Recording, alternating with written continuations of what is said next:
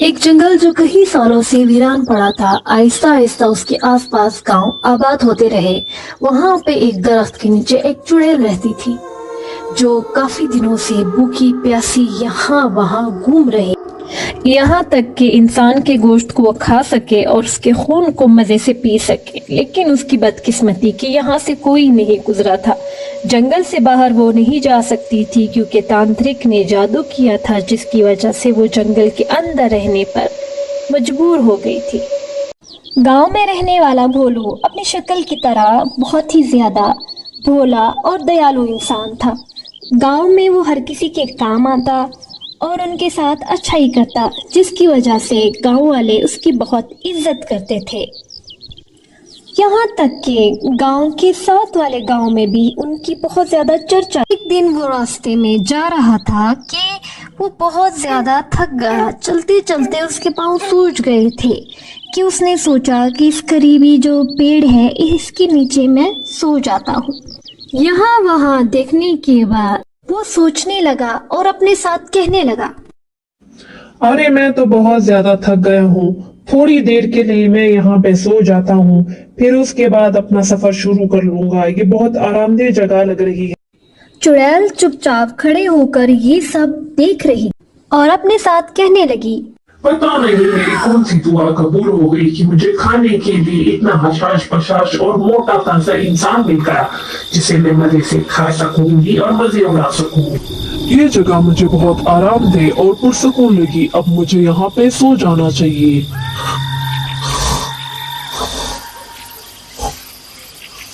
भोलू को सोता देख चुड़ैल आहिस्ता आहिस्ता उसकी नजदीक आने लगी और उसकी खुशबू सूंघने लगी। उसे बहुत अच्छा महसूस हो रहा था।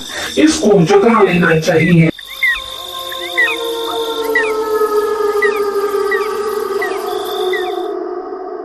सर के पास आकर वो उसको गौर गौर से देखने लगी।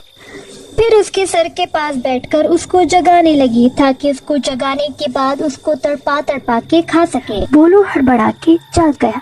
जागने के बाद वो इतना डर गया कि उसने चुड़ैल को लाते मारना शुरू कर दी, जिसकी वजह से चुड़ैल बेहोश हो गई। जैसे ही चुड़ैल होश आया, बहुत गुस्से में हुई और उसने छुरी निकाली। यहाँ भोलू की बीवी रूपा बहुत ज्यादा परेशान अपनी बेटी से पूछने लगी, पता नहीं तुम्हारे पिताजी कहाँ जा चुके हैं, कब से मैं उसे कॉल मिला रही हूँ, वो जवाब ही नहीं दे रहे। पिताजी ने सुबह मुझे बताया था कि वो सामने वाले गांव के एक मरीज की पूछताछ करने जा रहे हैं। रूपा परेशानी से रोने लगी। चुटकी तुम जाकर गांव के लोगों को बुला कर लाओ ताकि मैं उनसे बात कर सकूं।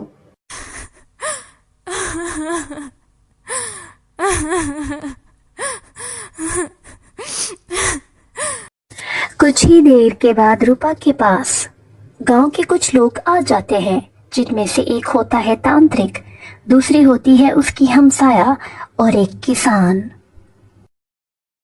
बहन, कल जब मैं खेती बाड़ी कर रहा था तो मैंने तुम्हारे शौहर को जंगल की ओर जाते हुए देखा।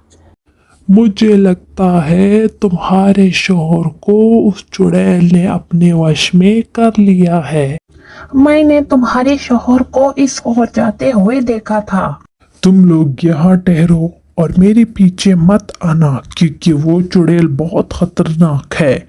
वो तुम में से किसी पर भी हमला कर सकती है और चट चपट कर खा भी सकती है। मैं जाकर उससे पूछ कर आता हूँ कि उसने ऐसी गुस्ताखी क्यों की।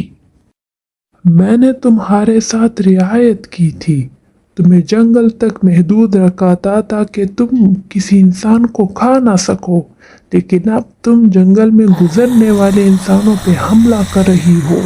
ये तुम्हारे लिए अच्छा नहीं होगा।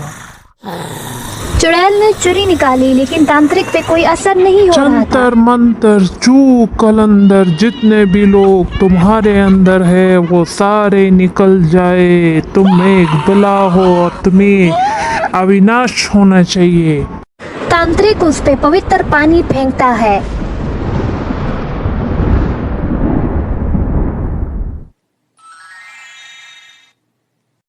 जंतर मंतर चूक कलंदर जितने भी लोग चुड़ैल के कब्जे में आ चुके थे वो सारे वापस जिंदा हो जाएं और अपनी जिंदगी जीने लगे। तांत्रिक के मंत्र से सारे लोग वापस जाग जाते हैं और जिंदा हो जाते हैं। वो बहुत ज्यादा खुश नजर आते हैं और उसके बाद वो लोग तांत्रिक और वो लोग डांस करना शुरू कर देते हैं, हंसी खुशी रहने लगते हैं।